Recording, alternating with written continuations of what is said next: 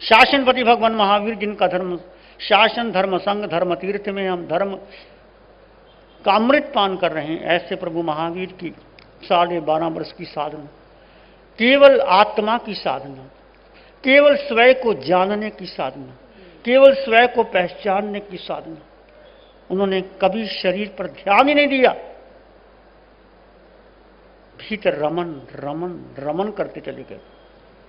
उस प्रभु की श्री चरणों में अनंत आस्था के साथ नमन, वंदन, प्रार्थना, कृतज्ञता का भाव। भगवान महावीर की वाणी क्या कहती है, क्या संदेश देती है? एक ही बात प्रभु कहते हैं कि तुम आत्मज्ञानी बनो, आत्मदृष्टा बनो, वीतरागी बनो। कैसे बने वीतरागी, कैसे बने आत्मदृष्टा, कैसे बने आत्मज्ञानी? मैं आपसे पूछूं, बहुत दिन हो गए आपको प्रवचन सुनते सुनते, क्या आपके भीतर एक प्यास पैदा हुई कि मुझे आत्मज्ञानी बनना है, मुझे आत्मदृष्टि प्राप्त करना है, मुझे महावीर के पथ पर चलना है, मुझे महावीर की साधना को जीवन में लाना है? वो क्या है महावीर की साधना? कैसे बने हम आत्मज्ञानी, आत्मदृष्टा? प्रवचन करना बहुत आसान है, सबसे आसान है प्रवचन करना, जो हम कम कर रहे हैं। और सबसे कठिन है आत्मा को जानना, आत्मा को पहचानना। दो ही तत्व है, जीव और जीव। भगवान महावीर श्रावक किसको कहते हैं? जो जीव और अजीव का ज्ञाता हो। ज्ञाता का मतलब ये नहीं कि शास्त्र पढ़ लिया, अनुभव कर लेना, अनुभव कर लेना क्या है जीव, क्या है जीव, उसका अनुभव कर लेना। जब अनुभव कर लेते हो, जीवन की दशा बदल जाती। कैसे अनुभव करें, कैसे रमन करें? आत्मरमनता ही मुक्ति की दशा है। आत्मा में रमन करना, आत्मा का चिंतन, आत्मरमन। कैसे आत्मरमन करोगे? हमारे बीच श्रावक जी बैठे, इनके जीवन को देखो, इनके ज्ञान को देखो, इनको परखो, कैसे जीवन जिया, कभी रिश्वत नहीं ली, पत्नी चली गई, पत्नी का संस्कार करके आ गए, धर्म ध्यान करने लग गए।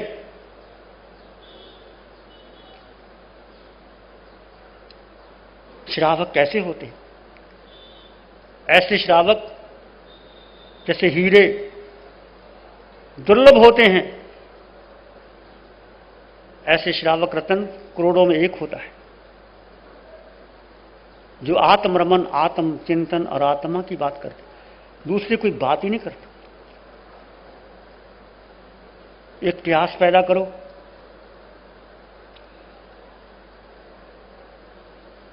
आपकी रुचि कहां है, ये देखिए आपकी रुचि कहां है। यदि रुचि संसार को बढ़ाने में है, पुद्गल को इकट्ठा करने में है, संबंध बनाने में है, पद प्रतिष्ठा प्राप्त करने में है, बाहर के होटलों में भोजन करने की है, दृश्य देखने की है, पिकनिक मंगाने की है और घूमने की है, तो आप आत्मरमन नहीं कर सकते, हो ही नहीं सकता, क्योंकि रुचि बाहर की है। कैसे होगा? श्रावक का मनोरथ क्या कहता है? 3 मनोरथ श्रावक के, कभी सोचा, कभी जाना, कभी समझा। श्रावक जी तो कहलाते हो, पर श्रावक का मनोरथ क्या है, श्रावक का लक्षण क्या है, श्रावक की संस्कृति क्या है? 2 धर्म है महावीर के, साधु और श्रावक। दोनों ही मोक्ष जा सकते हो, श्रावक भी मोक्ष जा सकता, साधु भी जा सकता है। जरूरी नहीं साधु बन गए, शास्त्र पढ़ लिए, प्रवचन कर दिए, पद ले लिया, बहुत भीड़ इकट्ठी कर ली, इससे कुछ होता नहीं है। भीड़ इकट्ठी करने से मोक्ष मिलने वाला नहीं है। और तुम कितना धन इकट्ठा कर लो, परिग्रह इकट्ठा कर लो, साथी बना लो, सब छूट जाओ, सब जानते, पर मोह मिथ्यात्व भारी पड़ जाता है। शरीर और आत्मा की भिन्नता का एहसास करो। ये महावीर की साधना का मूल मंत्र है। जीव और अजीव का भेद क्या है? जीव क्या है? अजीव। जीव है पुद्गल। पुद्गल की संगति से जीव के भाव भ्रमण बढ़ते हैं। पुद्गल की संगति करने से क्या होगा? आपके भाव भ्रमण बढ़ते चले जाएंगे। और आत्मा की संगत करने से क्या होगा? आप भाव भ्रमण कम करके ऊपर ऊपर उठते चले जाओ। पुद्गल यानी शरीर, शरीर के गुण धर्म, और पुद्गल में आत्मा, दोनों साथ साथ हैं। पर हम संगति किसकी करते? हम रुचि किसकी लेते? हम जानते हैं ये शरीर नश्वर है, अनित्य है। भगवान महावीर की वाणी कहती है ये शरीर अनित्य है, अपवित्र है, अशुचि पदार्थों से बना है। इसमें जीव का निवास भी अशाश्वत है। ये जीव आत्मा रहती है, शाश्वत नहीं है। और ये शरीर दुखों और कलेशों की खान है। क्या हमने समझा, जाना? ये शरीर की उत्पत्ति कैसे होती है? शरीर बना कैसे है? अशुचि पदार्थों से शरीर बना है। जब आत्मा मां के गर्भ में आती है तो पहला आहार जो लेती है, अशुचि पदार्थों से शरीर बनता है। उसमें सुंदरता कैसे आएगी? आप घेवर खाते हो ना, घेवर सुंदर लगता है ना, दिखने में सुंदर लगता है, खाने में सुंदर लगता है। वो बना किससे? वो गेहूं से बना। गेहूं अशुचि नहीं है, गेहूं भी साफ है, घेवर भी है, क्योंकि दोनों शुद्ध तत्व है। और शरीर ये बना अशुचि से है और जीवन भर अशुचि में रहता, तो सुंदरता कहां से आएगी? इसकी पहचान करो। अशुचि भावना, शरीर में कुछ भी शुद्ध नहीं है, पर एक शुद्ध है, पवित्र है, सनातन है, सत्य है, परम सत्य है, शाश्वत सत्य है, अटल सत्य है। वो तुम हो। उसकी पहचान करो, जानो, समझो, देखो, अनुभव करो। जब बच्चा मां के गर्भ में आता है तो क्या होता है? मांस में पानी के बुदबुदे जैसा आकार वाला होता है। जो मांस है बुदबुदे के आकार जैसा होता है। और उसके बाद मांस में मांस की आकृति बनती रहती है। जब जीवात्मा गर्भ में आता है, आहार लेता है, शरीर बनता है, इंद्रियां, श्वासोश्वास, भाषा, मन, तो मांस में मांस की आकृति बनती रहती है। मांस में 5 अंकुर फूटते हैं। मांस में मांस के 5 अंकुर फूटते हैं। सिर, हाथ और पांव। एक सिर, 2 हाथ और 2 पांव पहले मांस में से अंकुर फूटते हैं। जैसे आपने देखा कभी पौधा जमीन से निकलता है, अंकुर निकलता है, तना निकलता है, 2 पत्ते निकलते हैं, फिर 4 निकलते हैं, फिर 6 निकलते हैं, फिर 8 निकलते हैं, फिर धीरे धीरे बढ़ जाता है। उस मांस का जो लोथड़ा होता है, बुदबुदा, पानी का कठिन सा होता है, वो आकृति बनती है। उसमें से 5 अंकुर फूटते हैं। एक सिर, 2 हाथ, 2 पांव। तो मांस में से आंख, कान, नासिका, ओष्ठ, अंगुलियां बनती है। उसी मांस से आंख, नाक, होंठ, उंगलियां बनती हैं। मांस में से चमड़ी, नख और केश आते हैं। उसी मांस में से धीरे धीरे नख, चमड़ी और केश बनते हैं। मांस में हलन चलन की प्रक्रिया फिर आरंभ हो जाती है। धीरे धीरे हलन चलन की प्रक्रिया आरंभ हो जाती है। मांस में बाहर आने की योग्यता बनती, फिर धीरे धीरे वो मांस का लोथड़ा बाहर आने की। जरा जब हम सुनते हैं तो अच्छा नहीं लगता। जीव आहार क्या करता है?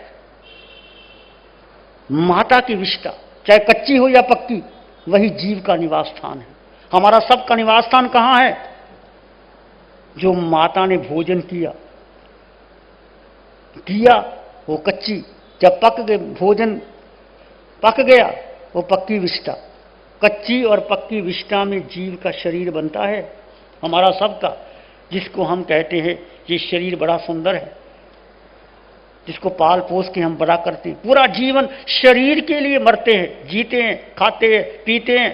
जरा सा किसी ने कह दिया, देख अपनी शक्ल आईने में, क्या शक्ल बना रखी है, हम लड़ने मरने को तैयार हो जाते।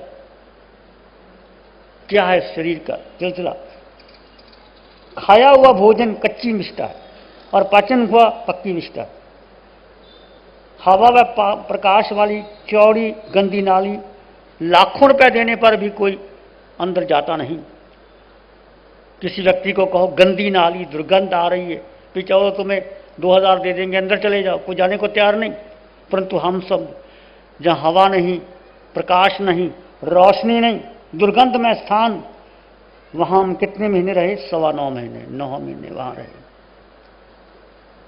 माता का खाया हुआ आहार पित्त व कफ में मिलने से वमन जैसा हो जाता है।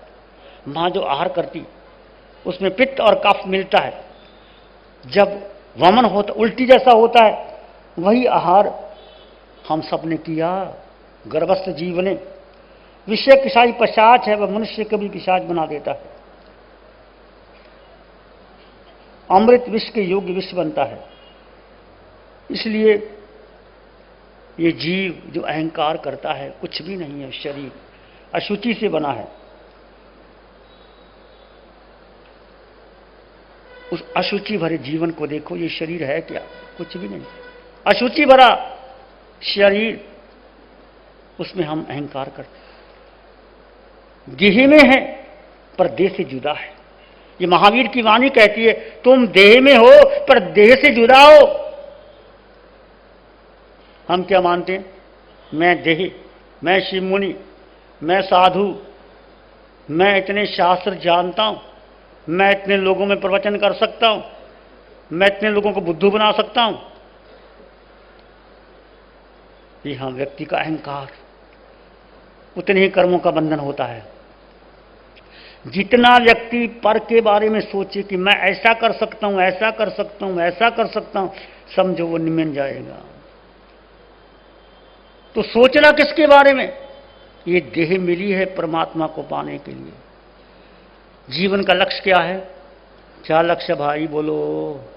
रोटी बनाना, खिलाना, बच्चे को स्कूल भेज देना, शादी कर देना, फिर आराम से बैठेंगे, बहू आएगी गरम गरम खाना खिलाएगी। हर माँ का सपना होता है। पिता यही कहता, बेटा बड़ा होगा फैक्ट्री चलाएगा, मैं आराम से जिंदगी जीऊंगा। अरे अभी से शुरू कर दो आराम की जिंदगी जीना। हमारे श्रावक जी से सीखो, 88 वर्ष की उम्र, आराम से जीते, कोई चिंता नहीं। जिनवानी कहती है, कोई किसी को सुख दे नहीं सकता, कोई दुख दे नहीं सकता। तुम अपने ही कर्मों से दुखी होते और अपने ही कर्मों से सुखी होते। सुख से दुख से न को की दाता, परो ददादे तिको बुद्धि रेशम, अहम करो में तीर्थाभिमाना, स्वकर्म सूत्र ग्रथितो ही लोके। ये जीवन में अपना लेना, एक आत्म दृष्टि प्राप्त कर लेना। आत्म दृष्टि आ गई तो आत्म ज्ञान बनेगा, आत्म ज्ञान बनेगा तो आत्म रमन होगा, आत्म रमन होगा तो निश्चित निश्चित तुम्हारे जीवन का जो लक्ष्य तुमने साधा तुमको मिलेगा। समझो कि मैं कौन हूं, मेरे जीवन का लक्ष्य क्या है? क्या संगी साथी मुझे सहयोग देंगे? क्या सुख मुझे किसी से मिल रहा है? क्या दुख मुझे कोई दे रहा है? आज धन आ गया तुम सुखी हो गए, कल धन चला जाएगा तुम दुखी हो जाओगे। ये धन का आना और जाना, संयोग और वियोग का अमन, मिलना और दिलना, ये सारा पाप और पुण्य का खेल है। जब व्यक्ति का पुण्य आता है सब इकट्ठे हो जाते हैं, धन भी आ जाता है, सब मिल जाते हैं, पुण्य चला जाता है। जैसे वृक्ष फलों और फूलों से लदा होता है, पक्षी आते हैं, मुसाफिर आते हैं, हरा भरा होता है, चिड़िया चहकती है, कोल मोर नाचते हैं, वृक्ष के फल चले जाते हैं, फूल चले जाते हैं, ठूंठ रह जाता है, कोई नहीं आता। ऐसी संसार जब तुम्हारा स्वार्थ किसी का पूरा होता है तब तक तुम्हें पूछते हैं, कोई नहीं पूछता। इसलिए सुखस्य दुखस्य न कोपी दाता, कोई सुख और दुख देने वाला नहीं।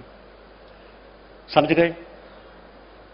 नहीं, कुछ भी हो जाए ये मेरा अपना निज कर्म है। परो ददाति कुबुद्धि रेशम, दूसरे ने मुझे सुखी कर दिया, दूसरे ने मुझे दुखी दे दिया, ये अज्ञानी का लक्षण। कुबुद्धि रेशम, अज्ञानी लोग है।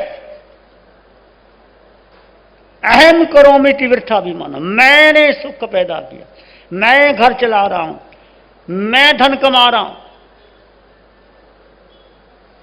मैं समाज चला रहा हूं, मैं दान दे रहा हूं, मैं संघ का बड़ा प्रमुख हूं। ये क्या है? अभिमान है। अहम करोमिति वृथाभिमान स्वय कर्म सूत्र ग्रथित ही लोके। सारा संसार अपनी गति से व्यवस्थित चल रहा है। इस जीवन में तुम जो कामना करोगे वही मरोगे। रात हम चर्चा कर रहे थे श्रावक जी से, 9 ग्रेवक तक 21 देवलोक तक चला जाता है मनुष्य, मर करके फिर नीचे आता है। 21 देवलोक किसी कहते हैं, देवलोक जाना बड़ा नहीं, सम्यक दर्शन मिल गया, आत्मदृष्टि मिल गई, वो साथ में नरक में भी है, वो नजरा कर लेगा। ये धर्म है महावीर का, ये महावीर की आत्मदृष्टि है। और देवलोक में रहा हुआ जीव, देवों को क्या प्रिय होता है? हीरे। हीरे बहुत प्रिय होते हैं, बड़ी आसक्ति होती है उनको। जितना ज्यादा धन, जितनी विलासता, उतना ही आसक्ति। तुम राजे महाराजाओं को देखो, यहां युद्ध लड़ते हैं, क्या कमी थी उनको? एक राजा जीता, दूसरा, तीसरा, धन इकट्ठा किया, बनाए, खजाने इकट्ठे करके चले गए, न भोगा, न दिया, न खाया, न पिया, और उन पर वो मर करके सांप बने बैठे, काले काले सांप। क्योंकि व्यक्ति का अंतिम समय या जो वासना होती है वही बनता है। ऐसे देवलोक यदि उनकी इच्छा, वासना रतन की है, हीरे जवाहरात मिले, मर करके कहां जाता है? एक केंद्रीय पृथ्वी में जन्म लेता है वो। एक केंद्रीय जीव जिसको आप हीरे कहते हैं, वो निकालते हैं हीरे मिट्टी से, मर करके वही देवलोक का जीव पृथ्वी में जाता है। जल का आकर्षण है, जल काय में जाएगा, वायु का आकर्षण वायु में जाएगा, वनस्पति का वनस्पति में जन्म लेगा। जो जीव की जिसमें रुचि होती है अंत में वो वही जाता है। आपकी रुचि देख लेना बहनों, ये हीरे जवाहरात पहन रखे अकड़ के मत चलना, कहां जन्म लेना पड़ेगा। जितनी आकर्षण हीरे जवाहरात में रखा, कहीं मर करके केंद्रीय में न जन्म लेना पड़े, क्योंकि जो रुचि होगी व्यक्ति वहीं जाएगा। मान लीजिए तुम विदेशों में घूमने गए, तुम्हें कोई स्थान पसंद आ गया, ये स्थान तो बहुत अच्छा, यहां मुझे आना चाहिए, वहीं जाके जन्म लोगे। इसलिए हमारे यहां ना जीने की चाहना, ना मरने की, ना काम भोग की चाहना ही नहीं करना, कोई निदान करना ही नहीं, कुछ मांगना ही नहीं। मांगना तो क्या मांगना? प्रभु क्या मांगना? मुझे अपने पास बुला लो, मुझे अपनी शरण में रख लो, मुझे अपने जैसा बना लो, मुझे कुछ नहीं चाहिए। प्रीति करनी है, प्रेम करना, तो किससे करना? महावीर से करो, अरिहंत परमात्मा से करो, वीतरागी से करो। जिससे तुम प्रेम करोगे वैसे हो जाओगे। हम शरीर से प्रेम करते हैं और शरीर मिलेगा। जितना लोग शरीर के प्रति आज ध्यान रखते हैं, सारी दुनिया शरीर के प्रति, शरीर सुंदर रहे, बुढ़ापा आ जाता, सर्जरी करा लेते हैं, घुटने बदला लेते हैं और प्लास्टिक की सर्जरी करा लेते हैं, 90 वर्ष के हो जाएं कि हमें जवान दिखाई दूं। शरीर के प्रति आसक्ति, तो शरीर वाला दोबारा फिर शरीर मिलेगा, शरीर तो नाशवान जाएगा। प्रीति किस पर? तो आत्मा पर।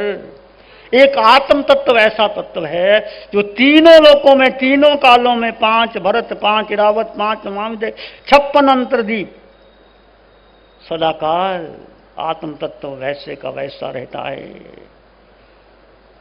सोना कहीं भी डाल दो, सोना सोना ही रहेगा। आत्म तत्व वैसा भी 7वीं नरक में जीव चला जाए, फिर ये आत्म दृष्टि है वो निकल करके बाहर आकर के फिर धर्म को प्राप्त कर लेगा और देवलोक में भी चले गए। धर्म नहीं है, मौज मजा करने की इच्छा है, मर करके व्यक्ति वहीं जाता है। तो मैंने और आपने अनंत काल में अनंत अनंत जन्म मरण किए। अब एक की चाहना रखो, इस देह में जो आत्म तत्व है उसकी पहचान करो, उसमें रमन करो, उसका चिंतन करो, उसका स्वाध्याय करो। ये स्वाध्याय जो तुम कर रहे हो स्वयं अध्ययन आत्मा में, आत्म दृष्टि, आत्म ज्ञान, आत्म रमन, आत्म चिंतन, आत्म निरीक्षण, आत्म परीक्षण, प्रतिपल प्रतिक्षण भेद ज्ञान जितना तुम्हारा बढ़ेगा उतने ही तुम्हारे कर्मों की नजरा होती रहेगी। आकर्षण बाहर का कम कर दो। इसलिए श्रावक के 12 व्रतों में तुम्हारा परिग्रह परिमाण की मर्यादा है। कितना चाहिए धन, कितना खाओगे, कितना लेके जाओगे, क्यों जोड़ते अपने बेटे पोतों के लिए, यहीं रह जाएगा सब कुछ। अपना धन कमा लो, अपने जीवन का लक्ष्य तय करो, तुम्हारा जीवन क्या है। अशुचि भावना, संत कुमार चक्रवर्ती की बात चल रही थी, फिर करेंगे चर्चा। वो चक्रवर्ती 6 खंड का राज्य प्राप्त होने पर बड़ा अभिमान था, मेरे जैसा सुंदर रूपवान। बस अहंकार आते ही शरीर जो अमृत तुल्य था विस्मय हो गया। कभी अहंकार मत करना शरीर पर, मेरा शरीर बहुत सुंदर है, मैं जवान हूं, मैं धनवान हूं, मैं बलिष्ठ हूं, मेरे में बहुत शक्ति है। इतना अभिमान करोगे नीचे गिरोगे, निश्चित निश्चित नीचे गिरोगे। तो 2 तत्व हैं। शरीर अशुचि से भरा हुआ है, 9 द्वार हैं, 9 द्वारों में गंधी दुर्गंधी दुर्गंध है, पर उसमें आत्म तत्व विद्यमान है। उसमें रत्ती भर भी लेप नहीं लगता किसी चीज का, वो शुद्ध ही रहता। उस शुद्ध तत्व का चिंतन करो, ध्यान करो, रमन करो, सोचो, विचार करो, मैं कौन हूं, मेरे जीवन का लक्ष्य क्या है, लक्ष्य की प्राप्ति क्या है, मैं प्राप्ति क्या कर रहा हूं और कैसे करनी चाहिए। ये मानव का जीवन बार बार नहीं मिलता। एक बार चूक गया, पता नहीं कितने कितने भाव निकल जाएंगे। मेरे और आपके निकले हैं, बहुत बहुत निकले हैं।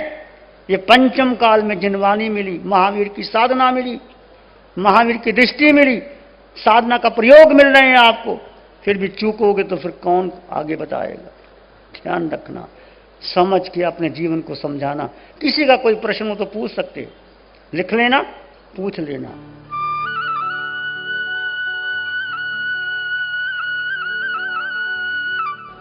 ध्यान करेंगे, आंखें बंद, मन वचन काया शांत, शरीर शांत, विचार शांत, सृष्टि शांत, वातावरण शांत, हर दिशा हर किनारा शांत शांत शांत। सिर के सिरे से पांव के अंगूठे तक अपने भीतर शुद्ध चेतना का एहसास कीजिए। तुम केवल आत्मा हो, आत्मा आत्मा। सिर के सिरे से पांव के अंगूठे तक एक शुद्ध आत्मा, अंग अंग कण कण रोए रोए खून के कतरे कतरे में आत्म प्रदेश विद्यमान है। असंख्यात प्रदेशी आत्मा, सुख आत्मा में है, शक्ति आत्मा में है, ज्ञान आत्मा में है, दृष्टि आत्मा में।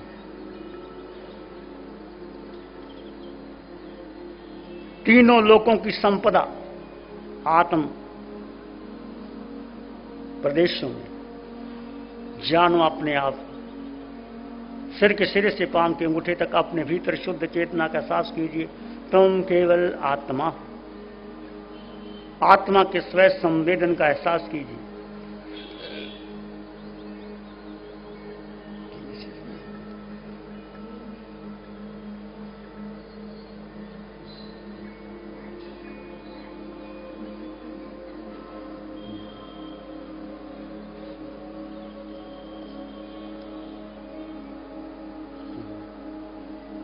अपने भीतर गहन मौन और शांति का अनुभव करें।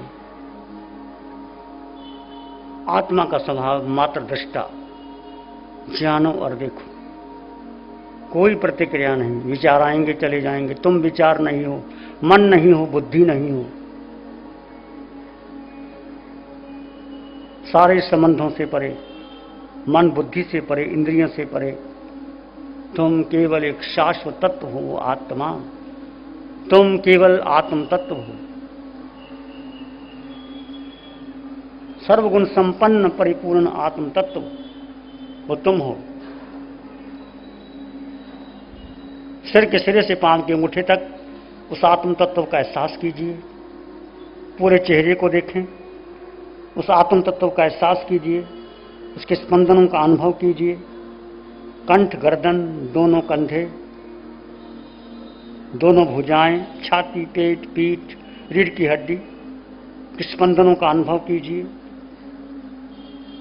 दोनों जंघा, दाईं जंघा, बाईं जंघा, दोनों घुटने, दायां घुटना, बायां घुटना, दोनों पांव, दोनों टांगे, दाईं टांग, बाईं टांग, दोनों पांव, दायां पांव, बायां पांव।